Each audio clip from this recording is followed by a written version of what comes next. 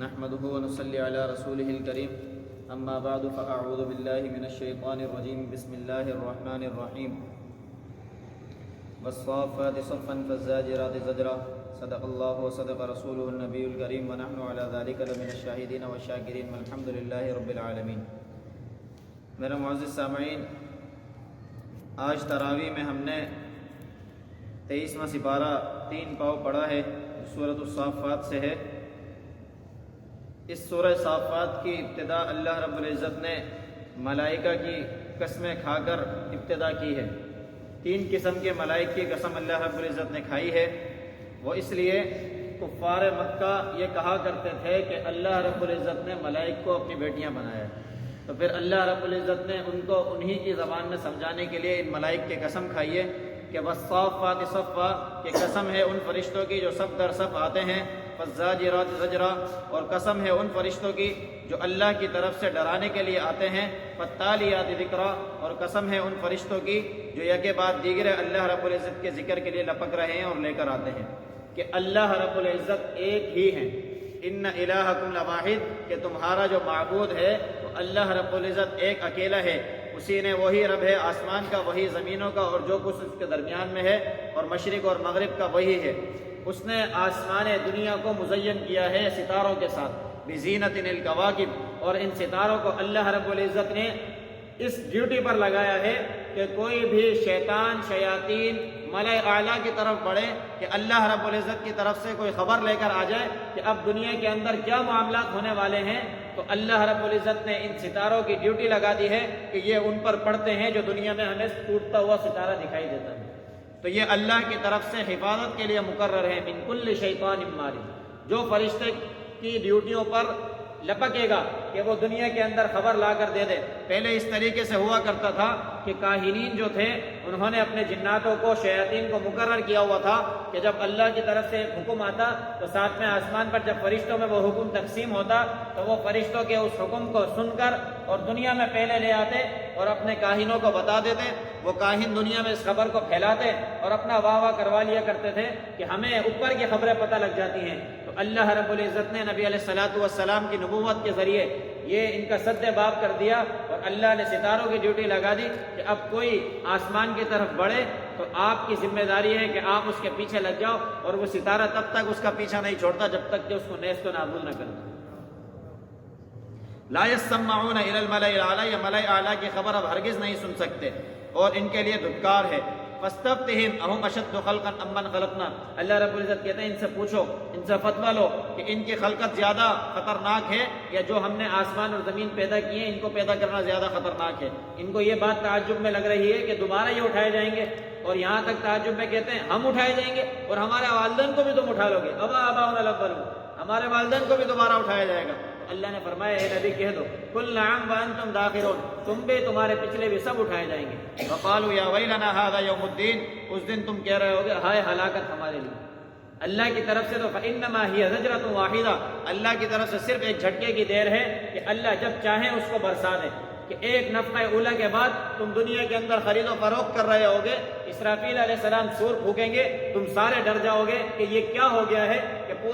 پوری دنیا لرز کر رہ گئی ہے۔ اور اس کے بعد دوسرا سور پھونکا جائے گا تو سارے کے سارے مردہ ہو جائیں گے۔ پھر اللہ پکاریں گے کہ آج کس کی حکومت ہے، لمن الملک اليوم، کہ آج کس کی حکومت ہے۔ پھر اللہ خود ہی جواب دیں گے جب سب مردہ ہو جائیں گے کہ للہ الواحد القہار، آج ایک اکیلے اللہ کی حکومت ہے کہ جو زبردست ہے، جو شہنشاہ ہے، جو خالق کائنات ہے، جس نے سب کو بنایا۔ اب تم اس بات پر اعتراض کرتے تھے کہ تمہیں دوبارہ کیسے اٹھایا جائے گا، پھر ایک سور پھونکا جائے گا، تم اپنی قبروں سے اٹھ کر کھڑے ہو جاؤ گے، اور وہ قیامت کا میدان ہوگا جس دن تم کوئی اپنی جگہ سے ہل نہ سکو گے۔ احشروا الذین ظلموا، اللہ فرمائیں گے جمع ہو جاؤ جنہوں نے اپنی جانوں پر ظلم کیا، اور ان کو بھی ساتھ کھڑا کر لو جن کی تم عبادتیں کیا کرتے تھے۔ من دون اللہ فاہدوہم الی صراط الجحیم، جو اللہ کے علاوہ تھے جنہوں نے تمہاری رہنمائی کی جحیم جہنم کی طرف۔ وقفوہم، اور روکو ان کو، فرشتوں سے کہیں گے اللہ روکو ان کو، انہم مسئولون، آج ان کو نہیں چھوڑا جائے گا، آج ان سے سوال کیا جائے گا۔ یہ دنیا نہیں ہے جہاں تم اپنی منمانی کرتے رہے، اپنی منمانی مطابق من چاہے الفاظ کہتے رہے، آج روکو ان کو، آج یہ اللہ کو جواب دیے بغیر اپنی جگہوں سے نہیں ہلیں گے۔ ما لکم لا تناصرون، تمہاری کوئی مدد بھی نہیں ہوگی. پھر ایک دوسرے کی طرف دیکھنا شروع ہو جائیں گے کہ کون ہماری مدد کر رہا ہے، کون ہمارا مددگار ہے، اور کہیں گے کہ تو نے ہمیں گمراہ کیا، وہ کہے گا فلاں تو نے ہمیں گمراہ کیا. اللہ کہیں گے کہ بل لم تکونوا مؤمنین، جن کو جو کہہ رہے ہو کہ یہ تمہیں خود کہہ رہے ہیں کہ تم اپنی طرف سے ایمان نہیں لاتے تھے، ہم نے تمہارے کو کوئی ایسی بات نہیں کہی تھی کہ تم پکے اور ٹھکے ہو گئے تھے. لیس علینا منکم من سلطان، تمہارے پاس کوئی دلیل نہیں تھی، بلکہ تم خود ہی سرکش تھے، تم خود ہی اللہ کی دعوت کو قبول نہیں کرتے تھے. آج چکھو جہنم کا مزہ. فإنہم یومئذ فی العذاب مشترکون، اور کل قیامت کے دن جب فیصلہ کیا جائے گا تو ان کے معبود اور یہ دونوں برابر کے شریک ہوں گے عذاب میں، کہ آج نہ ان کے معبود ان کو بچائیں گے نہ یہ خود بچ سکتے ہیں. اور جو معبود دنیا کے اندر بڑے بڑے دعوے کیا کرتے تھے وہ بھی ان کے ساتھ عذاب میں شریک ہو جائیں گے. اللہ اسی طریقے سے بدلہ دیا کرتے ہیں مشرکین کو جو اللہ کے ساتھ برائی کا ارادہ کرتے ہیں. جب ان سے کہا جاتا تھا کہ اللہ پر ایمان لے آؤ جو ایک اکیلا ہے، لا الہ الا اللہ، اللہ کے سوا کوئی معبود نہیں ہے، یستکبرون، تکبر کرتے تھے دنیا کے. اور پھر اس کے بعد اللہ رب العزت نے ان کے معاملات بتانے کے بعد جنتیوں کا ذکر کیا کہ الا عباد اللہ المخلصین، کہ اللہ کے جو مخلص بندے ہیں ان کے لیے رزق معلوم ہے، ان کے لیے اللہ کی طرف سے انعامات ہیں، اکرامات ہیں، فواکہ پھل ہیں، اور ان کے لیے ترکاریاں ہیں، اور ان کے لیے عزت کا مقام ہے، اور ان کے لیے جنت کے اندر باغات ہیں. اور علی سرر متقابلین، یہ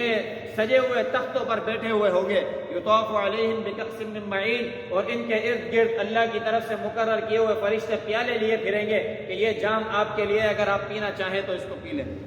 بیضاء لذۃ للشاربین، اور ایسا صاف اور شفاف پانی ہوگا کہ پی لینے کے بعد دماغ کو سرور ملے گا، تقویت ملے گی کہ ایسی شراب اللہ نے تیار کی ہے جس کی وجہ سے تمہارے دل اور دماغ بہکیں گے نہیں. لا فیہا غول، اس میں نشہ نہیں ہے، ولا ہم ینزفون، اور نہ ہی تمہارے دماغ اس کو پی جانے کے بعد بہک جائیں گے.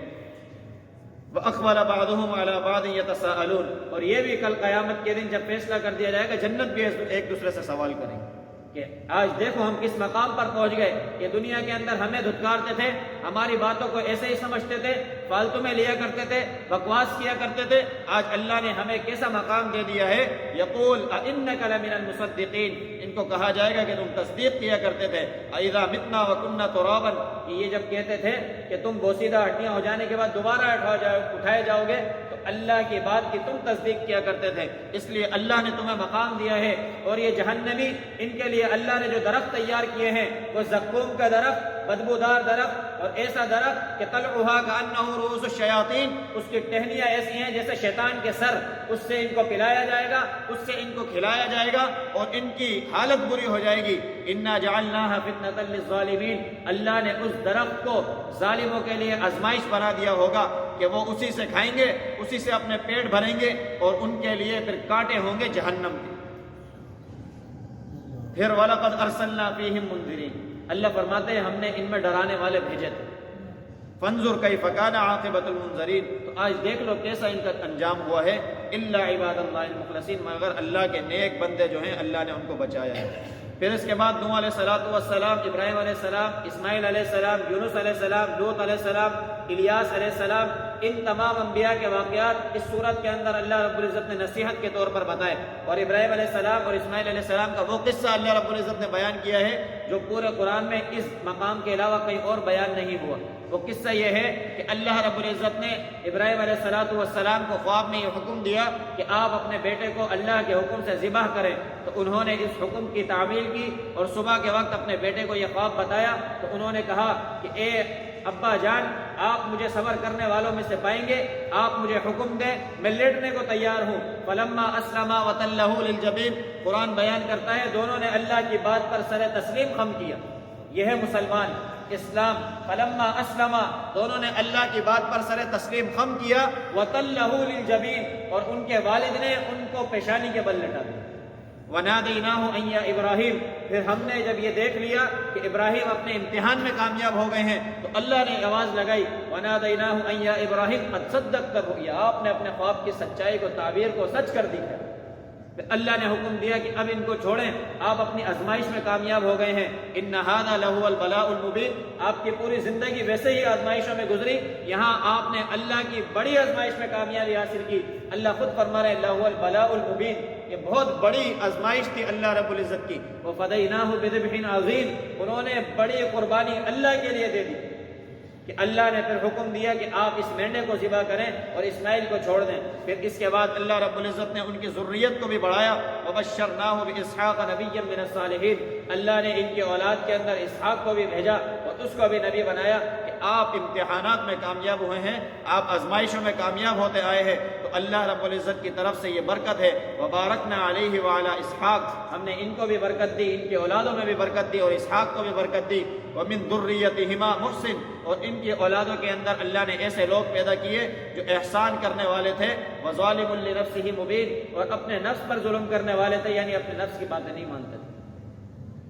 پھر اس کے بعد ہارون اور موسیٰ علیہ السلام کا ذکر کیا اللہ رب العزت نے کہ اللہ رب العزت نے ان کو ایک سخت قوم سے نجات عطا فرمائی اور اللہ نے ان کی مدد فرمائی اور ان کو غلبہ عطا فرمایا۔ پھر اس کے بعد اللہ رب العزت نے ان پر سلامتی بھیجی، اور پھر اس کے بعد الیاس علیہ السلام کا ذکر کیا کہ اللہ رب العزت نے ان کو بعلبک شہر شام کا ہے کہ اس کی طرف ان کو مبعوث فرمایا کہ آپ ان لوگوں کو جو ہے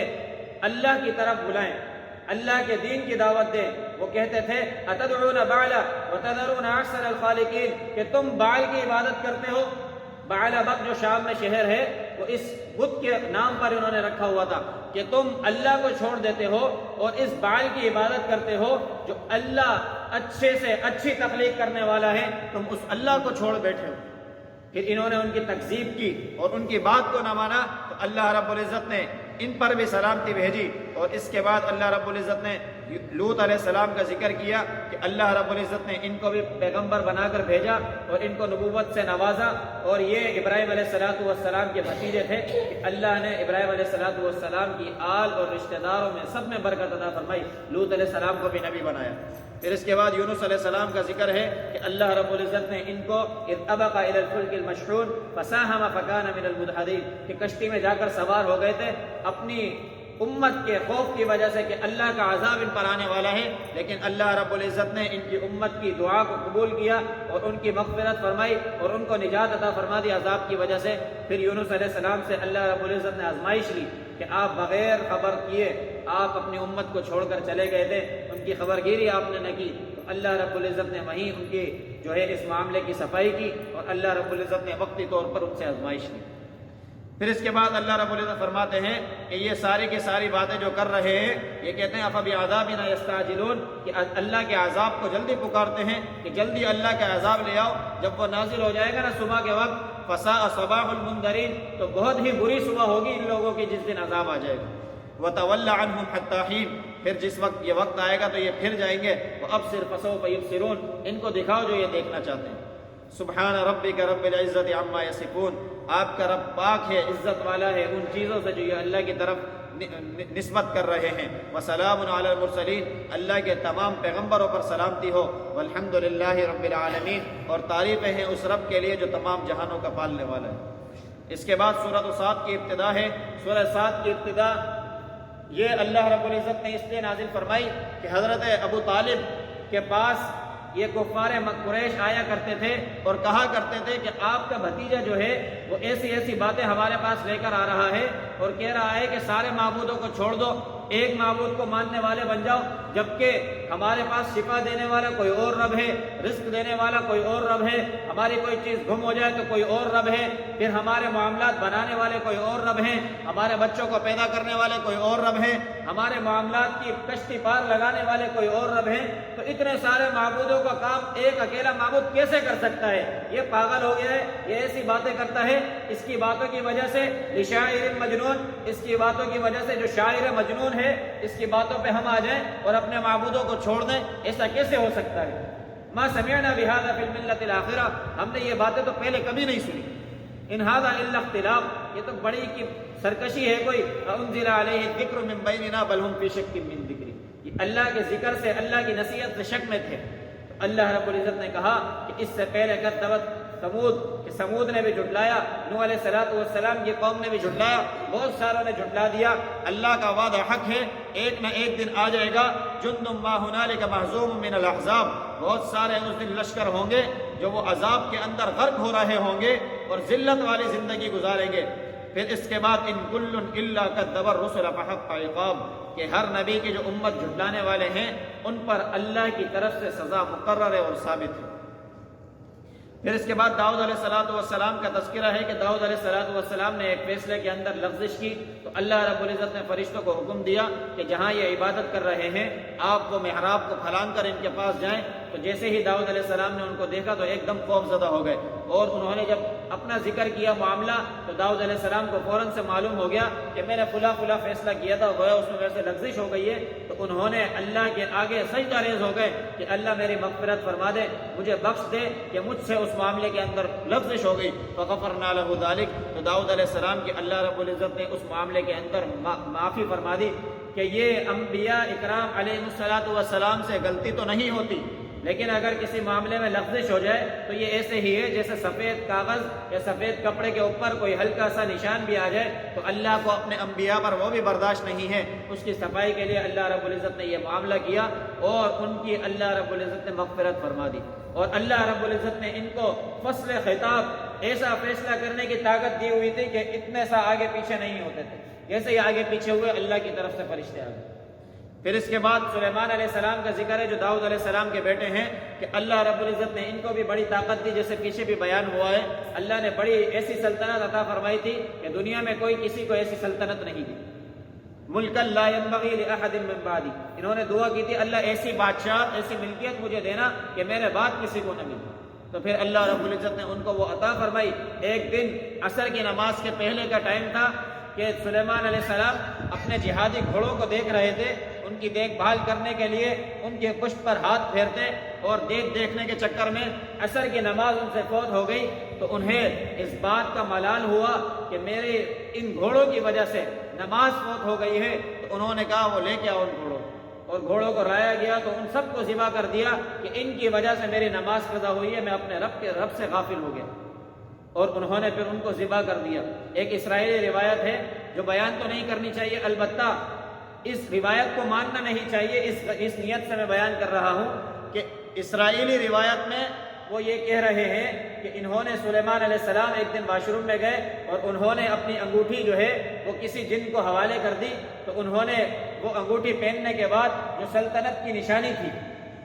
وہ پہن کر وہ سلیمان علیہ السلام کی کرسی کو سنبھال لیا، تو انہوں نے پھر اس غم کی وجہ سے باہر نہ نکلے۔ یہاں وہ یہ قصہ بھی بیان کرتے ہیں، اور بعض کہتے ہیں کہ جو ہے سلیمان علیہ السلام نے اپنی جہادی قوت کو بڑھانے کے لیے اپنی جو بیویاں تھیں تقریباً 100 یا 99 کے قریب، ان سے ایک ہی رات میں ہم بسترے کی کہ اللہ رب العزت مجھے اس سے 100 بیٹے عطا فرمائیں گے جو جہاد میں طاقت اور قوت کا سبب بنیں گے۔ تو انہوں نے اللہ کی طرف اس معاملے کے اندر رجوع نہ کیا، تو اللہ رب العزت نے کوئی بیٹا پیدا نہ فرمایا بلکہ ایک ہی بیٹا پیدا فرمایا جو وہ بھی کمزور تھا کہ اذ عرض علیہ، وہ بھی کمزور لاچار تھا جس کو کرسی پر ایسے ہی ڈال دیا گیا۔ تو اللہ رب العزت نے ان کی اس بات پر پکڑ کی، پھر انہوں نے اللہ سے رجوع کیا۔ تو یہ دونوں واقعات ایسے ہیں جن کو ماننا نہیں چاہیے۔ اصل بات یہی ہے کہ جہادی گھوڑوں کے اوپر تربیت کی نیت سے، ان کی اس نیت سے کہ یہ اللہ نے ان کی پیشانیوں میں برکت رکھی ہے، ان کے پالنے میں برکت رکھی ہے، تو ان کی دیکھ بھال کے لیے گئے تھے، اور عصر کی نماز کے فوت ہونے کی وجہ سے جو معاملہ ہوا اس لیے ان کے گھوڑوں کو انہوں نے ذبح کیا تھا۔ پھر اس کے بعد دوسرے انبیاء اکرام کا ذکر ہے کہ اللہ رب العزت نے ان کو بھی اپنی طرف سے نعمتیں عطا فرمائی، جیسا کہ ایوب علیہ السلام کہ ایوب علیہ السلام کو اللہ رب العزت نے بیٹے بھی عطا فرمائے طاقتور، ایسی سلطنت عطا فرمائی کہ ان کے پاس باغات تھے اور ان کے پاس بنگلے تھے، منصب تھا، اللہ نے سب عطا فرمایا۔ پھر اللہ رب العزت نے ان کو آزمائش میں ڈالا، 18 سال تقریباً مسلسل آزمائش رہی کہ سارے رشتہ داروں نے چھوڑ دیا، ساری اولاد ختم ہو گئی، سارے گھر والے چلے گئے، ایک بیوی ان کے ساتھ تھی، آخر میں وہ بھی بے بس ہو گئی تھی۔ تو پھر 18ویں سال جا کر اللہ رب العزت نے ایوب علیہ السلام کے صبر پر ان کو نوازا کہ آپ نے بہترین صبر کیا، آپ نے بہترین آزمائش کو پورا کیا، آپ کو اللہ رب العزت دوبارہ عطا فرماتے ہیں۔ پھر اللہ نے ان کو دوبارہ وہی منصب عطا فرمایا، وہی دولت عطا فرمائی، وہی طاقت عطا فرمائی، وہی اولاد عطا فرما دی کہ آپ نے اللہ کے امتحان میں کامیابی حاصل کی ہے۔ پھر اس کے بعد اللہ رب العزت نے آدم علیہ السلام اور شیطان کا جو مکالمہ ہے جو ہوا، اللہ رب العزت نے جب بنایا آدم علیہ السلام کو اور دنیا کی طرف بھیجنا چاہا تو سب فرشتوں کو سجدہ کرنے کا حکم دیا، لیکن یہ شیطان اللہ کے حکم کے مطابق سجدہ نہ کیا، تو اللہ نے ایک بات اس سے پوچھی کہ کیوں سجدہ نہ کیا؟ لما خلقت بیدی، جو چیز میں نے اپنے ہاتھوں سے بنائی اور میں حکم دے رہا ہوں تو آپ کیوں سجدہ نہیں کرتے؟ استکبرت ام کنت من العالین، کیا تو تکبر کرتا ہے یا تو بلند مرتبے والا ہو گیا؟ اس نے کہا انا خیر من، میں بہتر ہوں، مجھے آگ سے بنایا، اس کو مٹی سے بنایا، کیسے مقابلہ ہو سکتا ہے؟ اللہ نے کہا فخرج، نکل جاؤ یہاں سے، کوئی تمہاری بات قابل قبول نہیں ہے، جس کی نظر میں اللہ کے حکم کی کوئی اہمیت نہیں، اللہ کے نزدیک اس کی کوئی اہمیت نہیں۔ وَإِنَّ عَلَيْكَ لَعْنَتِي، تیرے اوپر میری لعنت ہے، إِلَى يَوْمِ الدِّينِ، قیامت تک۔ پھر اس نے اللہ کی قسم کھائی، قال فبعزتک، اے اللہ مجھے تیری عزت کی قسم ہے، لأغوینہم اجمعین، اس آدم کی وجہ سے سجدہ نہ کیا میں نے، تو نے مجھے راندہ درگاہ کیا، اب میں قیامت تک اس کی اولاد کو بھٹکاؤں گا۔ اللہ نے کہا جو تیرے اتباع کریں گے ان سب کو جہنم سے بھر دوں گا میں اور جہنم میں ڈال دوں گا، مگر جن لوگوں کے اوپر میرا فضل ہے، میرا انعام ہے، ان لوگوں کو تو کچھ نہیں کر سکتا۔ قال فالحق والحق اقول، کہ حق بات کہنی چاہیے۔ اللہ نے کہا کہ میرے نیک بندوں پر تیرا کوئی اثر نہیں چلے۔ وَلَتَعْلَمُنَّ نَبَأَهُ بَعْدَ حِينٍ، اور ایک وقت بعد آپ ساری بات کو جان لو گے، جب کل قیامت کا میدان ہوگا، جب وعدہ سچ ہوتے ہوئے دیکھو گے تو تمہارے علم میں یہ بات آ جائے گی۔ پھر اس کے بعد سورہ زمر کی ابتدا ہے، اس کے اندر اللہ رب العزت قرآن پاک کی حقانیت کو ابتدا میں بیان کر لینے کے بعد یہ بات بتا رہے ہیں کہ اللہ کے لیے دین کو خالص کرو، فاعبد اللہ مخلصا لہ الدین، کہ اللہ کے ساتھ کسی کو شریک نہیں بناؤ، اللہ کے ساتھ یہ نہ کرو کہ فلاں میرا یہ کام کرے گا، فلاں کے پاس اس نیت سے جا رہا ہوں۔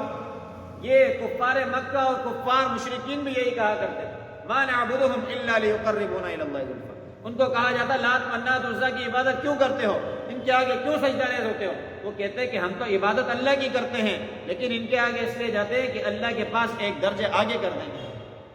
اللہ کہتے ہیں جس بات میں آج تم دنیا میں جھگڑ رہے ہو، کل قیامت کے دن فیصلہ ہو جائے گا۔ لو اراد اللہ ان یتخذ ولدا لاصطفى مما يخلق ما يشاء سبحانہ هو اللہ الواحد القہار۔ اللہ فرماتے ہیں اللہ ان چیزوں سے برتر ہے،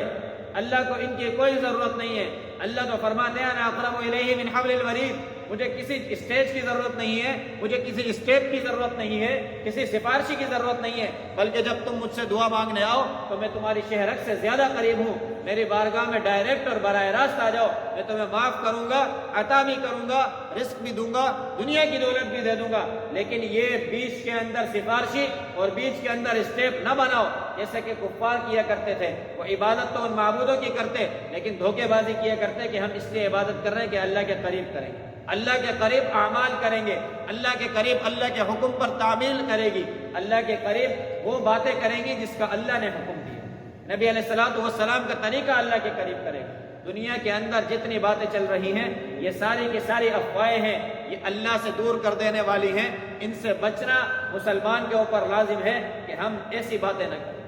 اسی طریقے سے مزاروں پر جانا، کہ یہ اگر ہم اس نیت سے جا رہے ہیں کہ ہم ان کے لیے فاتحہ پڑھ رہے ہیں، ان کے لیے اللہ سے دعا کر رہے ہیں کہ اللہ ان کو بلند مقام عطا فرما، اللہ ان کی مغفرت فرما، اس نیت تک تو ٹھیک ہے، لیکن اگر اس نیت سے جا رہے ہیں کہ فلاں مزار پر جائیں گے تو بیٹا مل جائے گا، فلاں مزار پر جائیں گے تو ہمارے رزق کا بندوبست ہو جائے گا، تو یہ وہی باتیں ہیں جو میں نے آپ کو ابھی بتائی کہ کفار مکہ بھی یہ کہا کرتے تھے کہ یہ معبود رزق دیتا ہے، یہ معبود بیٹا دیتا ہے، یہ معبود بیٹی دیتی ہے، یہ ہماری دنیا چلا رہے ہیں، تو ان مزاروں پر اس نیت سے جانا یہ کفر ہے اور کفر کے درجے میں ہے۔ البتہ فاتحہ کی نیت سے جانا چاہیے کہ اللہ کے مقرب لوگ ہیں، بزرگان دین ہیں، عزت اور احترام کرنا ضروری ہے۔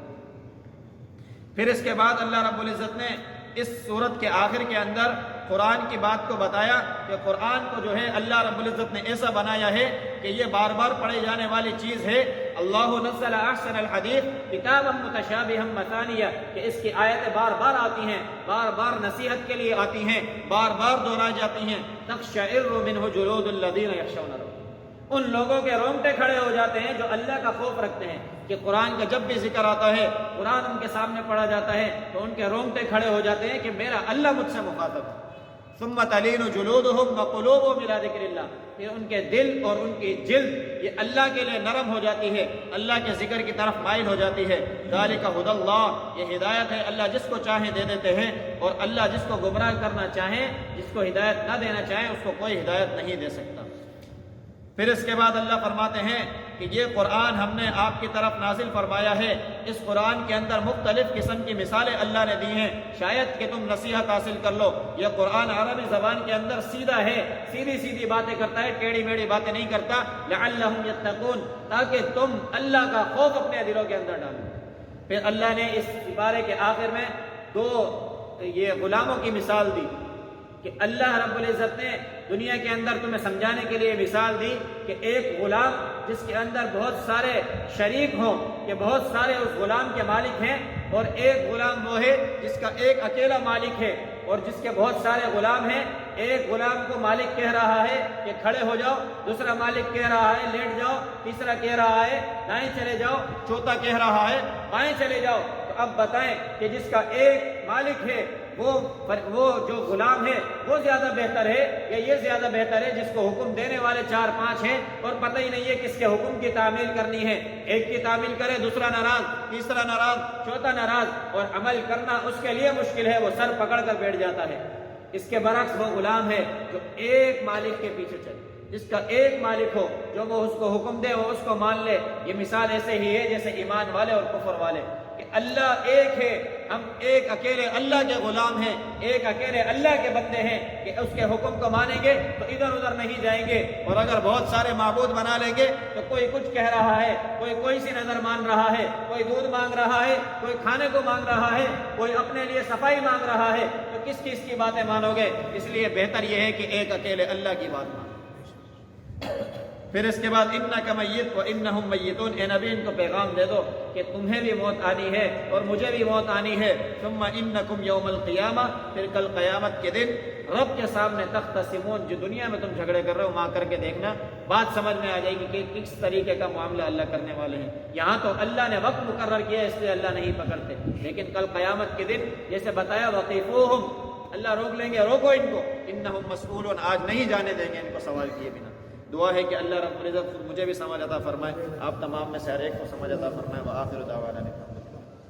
الحمد للہ رب العالمین والعاقبۃ للمتقین والصلاۃ والسلام علی سید الانبیاء والمرسلین اللہم انت السلام و منک السلام تبارک یا ذا الجلال والاکرام۔ اللہ ہمارا تراویح پڑھنا اپنی بارگاہ عالیہ میں قبول فرما۔ اللہ کریم قرآن اور احادیث کا سننا اپنی بارگاہ عالیہ میں قبول فرما۔ یا اللہ قرآن اور احادیث کی سمجھ ہم سب کو عطا فرما۔ یا اللہ ہمارے ملک پاکستان کی حفاظت فرما۔ یا اللہ اس کی معیشت کو بہتر بنا۔ یا اللہ جو لوگ اس کے ساتھ برائی کا ارادہ کر رہے ہیں یا اللہ ان کو ہدایت عطا فرما۔ یا اللہ اگر ان کے نصیب میں ہدایت نہیں تو یا اللہ ان کو نیست و نابود فرما۔ ہماری پاک سرزمین کو ان کے وجود سے پاک فرما۔ یا اللہ فلسطین میں یا اللہ مسلمانوں کی حفاظت فرما۔ یا اللہ مسجد اقصیٰ کی قبلہ اول کی حفاظت فرما۔ یا اللہ جو وہاں مسلمانوں پر ظلم اور بربریت ہو رہی ہے یا اللہ ان کی مدد اور نصرت فرما۔ یا اللہ کلمہ حق کو بلند فرما۔ یا اللہ یہودیوں کو نیست و نابود فرما۔ یا اللہ اسی طریقے سے جہاں جہاں اسلام کی سربلندی کے لیے کام ہو رہا ہے یا اللہ ان سب کو غلبہ عطا فرما۔ یا اللہ جتنے پریشان حال ہیں، مصیبت زدہ ہیں، یا اللہ تمام کی پریشانیوں مصیبتوں کو دور فرما۔ یا اللہ جتنے بے روزگار ہیں یا اللہ سب کو حلال طیب روزگار عطا فرما۔ یا اللہ جتنے ہمارے پیارے اس دنیا سے چلے گئے اللہ سب کی کامل بخشش فرما۔ صلی اللہ تعالی علی رسول خیر خلقہ محمد وعلی آلہ واصحابہ اجمعین، آمین برحمتہ۔